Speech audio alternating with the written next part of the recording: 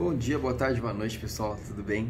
Eu sou Gustavo Giovannoni Gomes, eu sou interno de medicina atualmente, do 5º ano, indo para o 6º agora, né, ao virar de 2024, e se Deus quiser me formar até o final de 2024 como médico generalista com muito orgulho. Bom, pessoal, é o seguinte, eu estou começando esse canal no YouTube para começar a informar as pessoas leigas, principalmente, né, homens e mulheres, a respeito de suas próprias saúdes e como elas podem melhorar a sua saúde ou, inclusive, prestar mais atenção a coisas que elas não percebem que podem estar acometendo a vida delas de uma forma negativa. Eu gostaria então de começar esse canal falando um pouco sobre as doenças que a gente consegue descobrir com os check-ups e com a consulta de rotina, né, de uma forma muito simplificada, com uma simples consulta, obviamente não tão simples, mas uma consulta bem elaborada, um pouco mais demorada, obviamente, do que o normal. Hoje em dia tem loucuras aí que atendem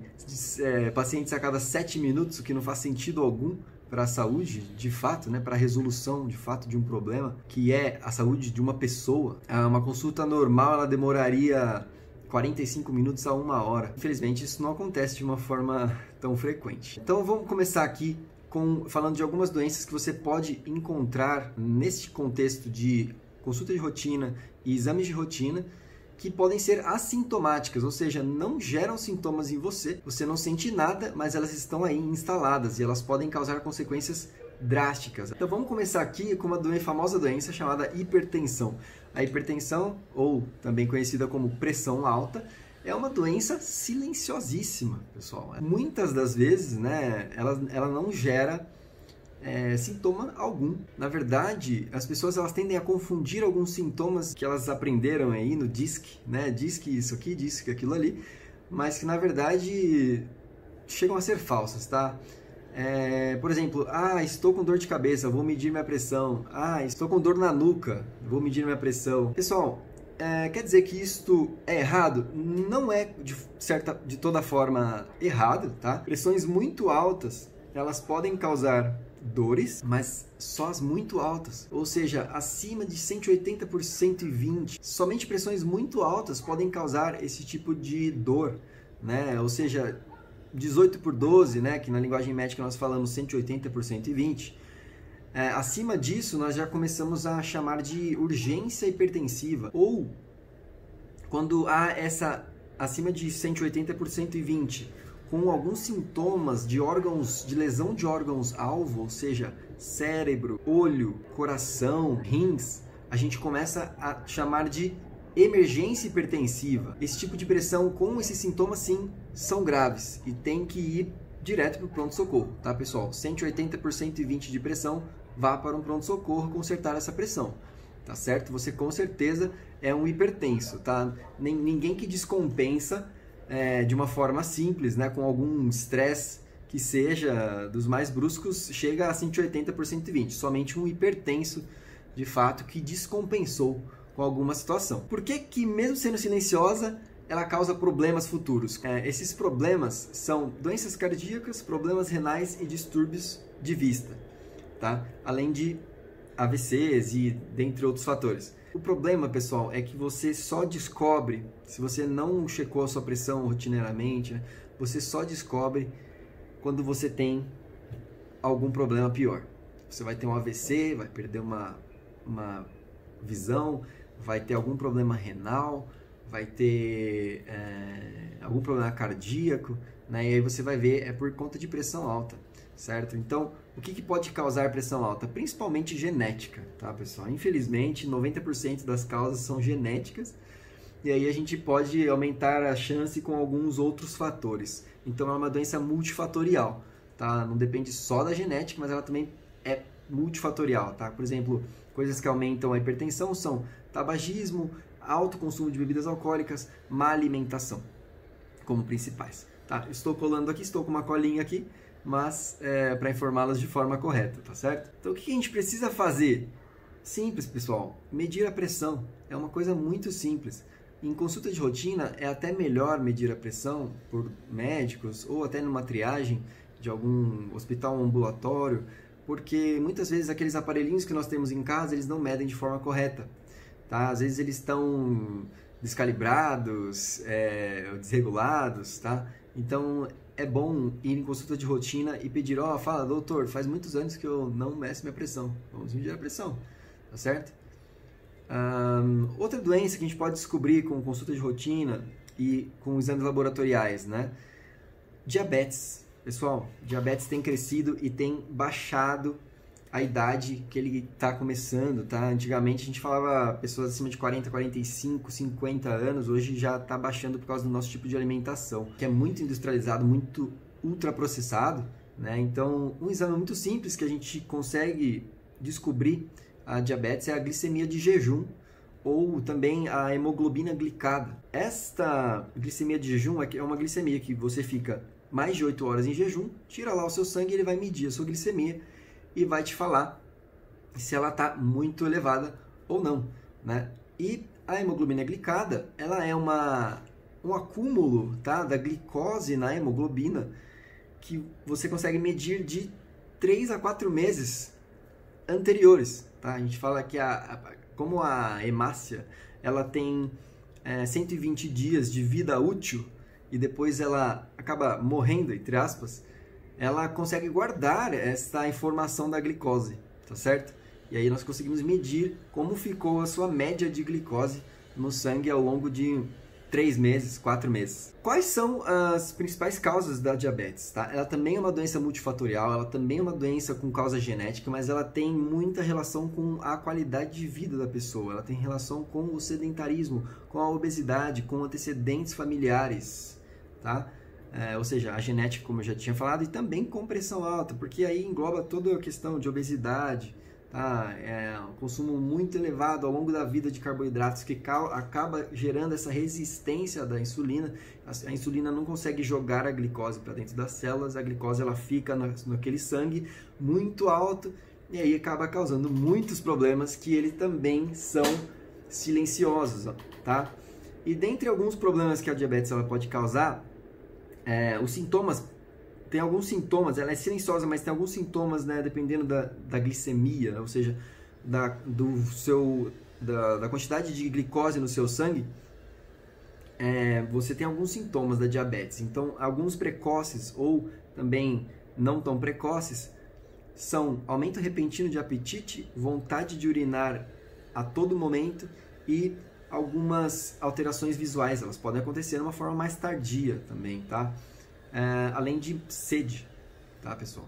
Esses são alguns sintomas que podem facilmente aí levar a pensar em diabetes, certo? E algumas complicações tardias da diabetes também, por a pessoa ela levar uma vida com uma glicemia muito alta, ela não adere a tratamento, não injeta insulina, não toma as medicações que sensibilizam a insulina, isso acaba gerando no fim da vida dela problemas de cicatrização, qualquer lesão, qualquer feridinha, acaba piorando muito, gera úlcera, pessoal, é coisa macabra, assim. E também perda de visão é uma das principais, problemas cardíacos, problemas renais é um outro que é muito, muito comum, tá, pessoal? Pessoas virando dialíticas, ficar numa maca lá, colocando o seu sangue numa máquina que vai girando lá, vai limpando, filtrando. Imagina você ter que fazer isso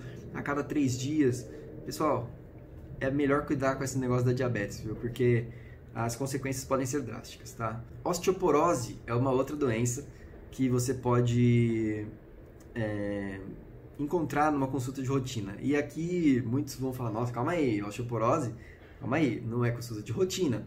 Mas pessoal, vamos pensar assim, ó, essa doença é uma das principais causas de fratura na população acima de 50 anos, principalmente mulheres pós-menopausa ou homens com déficit de vitamina D, e mulheres também, obviamente, déficit de vitamina D. As pessoas já não estão mais pegando sol como antigamente.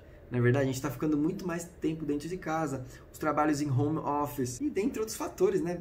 Por exemplo, sedentarismo, falta de consumo de cálcio adequado. Se a gente fosse ver, né, como os nutricionistas tratam isso, é bastante cálcio que a gente tem que ingerir e a gente acaba não ingerindo. Ainda mais com essa coisa de que as pessoas estão falando que leite faz mal, leite é para bezerro. Isso está fazendo com que o cálcio das pessoas estejam indo lá para baixo. Isso é muito ruim, tá? Principalmente para mulheres na pós-menopausa, tá bom? Porque quando as mulheres entram na menopausa, o estrogênio, que é um hormônio feminino que tem ao longo da vida da mulher, ele para de ser produzido, tá? Ele para de ser liberado. Esse estrogênio é que cuida desta remodelação óssea e a mulher acaba tendo mais problemas com osteoporose. Então, na consulta de rotina, ela vai ter pelo menos um encaminhamento para ela ou ele, né? Dependendo da situação, eles vão ter algum encaminhamento para fazer uma densitometria óssea, que é um raio-x da sua saúde, entre aspas, tá? Da sua saúde óssea. Não é um raio-x de fato, mas é um tipo de raio-x, tá? Que se faz para você ver a densidade óssea, certo? Outra doença que também vão ficar alarmados é a depressão. Consulta de rotina, a gente consegue sim descobrir pessoas que precisam de alguma atenção quanto à depressão. Na consulta você consegue perceber pessoa mais triste, a pessoa que tem uma coisa que chama anedonia, que é a ausência de prazer em coisas que ela gostava de fazer, aquela baixa autoestima, aquele pessimismo. E isso a gente consegue perceber em consulta de rotina. E aí a gente pode encaminhar para um psiquiatra, a gente pode encaminhar para a psicologia, para as pessoas terem um atendimento melhor com questão a isso, tá? É óbvio, não tem um check-up laboratorial para isso no momento, mas a depressão, a gente consegue perceber ali o que a pessoa ela pensa a respeito da doença dela, a respeito da vida dela, como ela fala, como ela se porta ali, a gente consegue dar esse encaminhamento. E evitar, obviamente, as consequências piores da depressão que vocês já devem conhecer, que pode ser aí pensamentos suicidas, pensamentos muito aquele vazio que a pessoa não tem alegria para nada, né? Então, a gente consegue averiguar isso numa consulta de rotina, tá? Outra coisa muito importante, colesterol alto e triglicérides alto também. Taxas elevadas de colesterol ruim, ao longo da vida, esse acúmulo desse colesterol, ele pode ser muito ruim, tá? E muitas pessoas têm uma coisa que chama hipercolesterolemia familiar, que é o colesterol alto derivado de genética direta dos pais, e elas não sabem, porque elas nunca fizeram check-up, elas vão descobrir de forma tardia, quando o colesterol delas estiver muito mais elevado, e aí elas carregam esse colesterol por muito tempo que não causa sintoma algum, e elas vão entupindo as artérias, as coronárias do coração, elas vão entupindo as carótidas, né, que são artérias que passam aqui na região da cervical, elas acabam entupindo e causam doenças como AVC, causam infarto precoce, AVC precoce, causam entupimento de todas as artérias, podem causar trombos, podem causar embolia, pode causar diversas outras coisas ruins, tá? E não é só para quem tem essa genética, também tem pessoas que por alimentação têm colesterol muito elevado, principalmente pessoas obesas, mas também podem ser pessoas magras que têm alimentação ruim ou pessoas magras que têm essa hipercolesterolemia familiar, e aí o desfecho é bem ruim. Dá para morrer cedo de infarto? A resposta é: dá para morrer cedo de infarto. O que é cedo? 40? 35 anos? 30 anos? Né?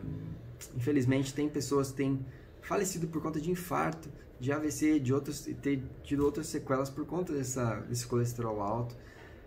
E por conta também dessa coisa da obesidade hoje em dia. Então, atentar para isso também. E dá para fazer o check-up, que é só pedir o colesterol total, o LDL, VLDL, o HDL, que são tipos de colesterol, tá? De acordo com suas densidades, e aí a gente consegue dar um encaminhamento melhor e dar um tratamento bom com relação a isso, tá bom? Anemias crônicas, pessoal. Anemia, ela pode ser uma doença investigada, tá? A pessoa pode chegar com sintomas ou sem sintomas, tá? Muitas pessoas elas vivem com anemia, às vezes acham que um cansaço é normal, acham que uma pressão mais baixa é normal, tal. Mas elas vivem com anemia e não sabem. Então, num check-up, com um hemograma simples, a gente consegue descobrir que a pessoa tem anemia, né? E é óbvio, a anemia ela pode ser por deficiência de ferro? Ela pode. Ela pode ser por deficiência de vitamina B12? Ela pode. Só que também, pessoal, tem anemias mais crônicas, tem anemias que elas vêm de câncer, ela vem de talassemias, elas vêm de outras doenças, podem levar essa anemia a ficar de uma forma crônica, sangramentos que a gente não percebe, tá? No trato intestinal, gastrointestinal, tá? Então, também é uma doença que a gente consegue averiguar em check-ups. Outra coisa é o sangue oculto nas fezes. Hoje em dia, o câncer de intestino, ou seja, o câncer de cólon, ele está aumentando em população mais jovem, né? Antigamente a gente fazia o screening, ou seja, o rastreio de pessoas acima de 50, e aí foi baixando para 40, e se tiver história familiar, é 10 anos antes que a gente faz esse rastreio, mas ele está aumentando em populações mais jovens por conta da alimentação, tá? Aqueles embutidos, cheio de nitritos, nitratos, dentre outras coisas, eles são um fator importante nesse aumento de casos de câncer de intestino. E aí a gente consegue, um dos exames que podem ajudar, né, a fazer um início de um diagnóstico é o sangue oculto nas fezes.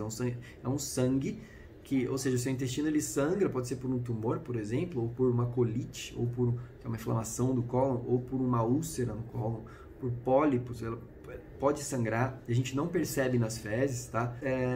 Obviamente tem os sangramentos por outras coisas, fissuras, hemorroida, mas eu não vou entrar nesse quesito, estou falando de sangue oculto nas fezes. É um sangue que a gente não vê, mas que ele é detectado lá na microscopia.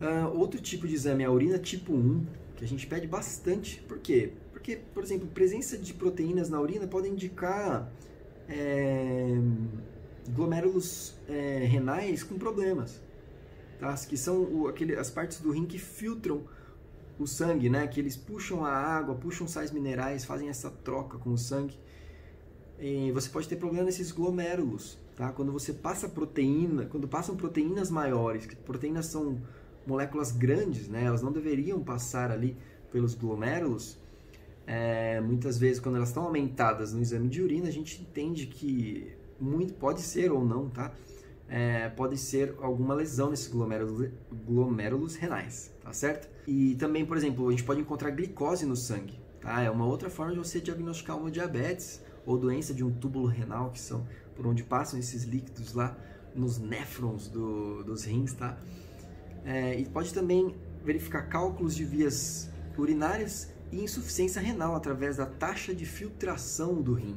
Tá bom? Outra coisa, pessoal, a gente pode também, obviamente sai um pouco do escopo, mas a gente pode descobrir arritmias assintomáticas no exame de rotina, tá? Ainda mais se for um atleta, uma pessoa que quer fazer um exercício físico e nunca fez algum exame cardiológico, a gente pode descobrir algumas alterações elétricas do coração simplesmente por fazer um eletrocardiograma de repouso, mas obviamente capta-se melhor com Holter de 24 horas ou um teste de esforço físico. Tá? Existem essas possibilidades, não é feito no exame de rotina, tá bom? Mas há essa possibilidade, tá certo? Outro exame é o protoparasitológico de fezes, 1 ou 3 amostras, tá, pessoal? Que geralmente a gente pede para identificar algumas verminoses, né? Algumas verminoses que muita gente, né, principalmente pessoas que têm condições de saneamento básico mais precárias ou pessoas que moram mais em regiões de matas ou de lagos, de rios, e aí a gente comem o que a gente nem sabe, né? E a gente pode identificar simplesmente por esse exame, tá? Um exame de fezes, pode identificar essas verminoses e identificar doenças crônicas, vermes crônicos, tá? Que ficam na pessoa muitas vezes pro resto da vida, mas que há tratamento, obviamente, tá? E uma última doença que eu gostaria de citar, né, para esse vídeo não ficar mais longo ainda, são doenças da tireoide. Doenças da tireoide, a gente consegue verificar tanto o hipertireoidismo, quanto o hipotireoidismo, quanto o hipotireoidismo subclínico. São doenças que podem fazer com que a pessoa ela emagrece muito rápido, ou ela engorda muito rápido, ela é muito cansada, inchou o pescoço, enfim. Ou muitas vezes ela não sente nada, que é o mais comum aí. São doenças de tireoide assintomáticas, né? E a gente consegue descobrir através do TSH e do T4 livre, ou T4L, como a gente costuma pedir. Tá certo? Pessoal, essas foram algumas doenças que eu quis mostrar para vocês. Desculpa aí que o vídeo ficou bastante longo, mas é um vídeo completo. Eu acho que são doenças que valem a pena de serem ditas aqui, expostas a vocês. E vocês podem procurar melhor também na internet, cuidado aí com informações falsas, né? Com informações muito exacerbadas também a respeito dessas doenças. Mas procure um médico, vá ao médico. É muito importante a gente ir pelo menos uma vez a cada 6 meses, um ano, né? Mesmo com a saúde aí em dia, mesmo você fazendo exercício físico, dieta e tudo mais, vá ao médico. Às vezes você pode descobrir alguma coisa precoce. Com essa investigação você consegue tratar, pelo menos, né? Muitas pessoas acabam falecendo sem antes terem sequer percebido que elas poderiam ter tido um tratamento para isso, né? Um prolongamento da vida, né? Ou uma vida normal. Pessoal, cuidem da saúde de vocês, vão ao nutricionista, vão ao médico, façam exames, façam exercício físico, cuidem da alimentação de vocês, cuidem da família de vocês, e que Deus abençoe todos vocês também. Tenham uma ótima semana. E também, obviamente, se você gostou desse vídeo, se foi bem informativo para você, eu gostaria que você deixasse o seu like, né, para contribuir para esse canal novo, que você compartilhe esse vídeo. Se você quiser, pode deixar algum comentário ou alguma dúvida aqui embaixo, que eu consigo responder você tranquilamente. Meu grande abraço para você e meu desejo é que vocês cuidem da saúde de vocês. Podem contar comigo para qualquer coisa. Muito obrigado.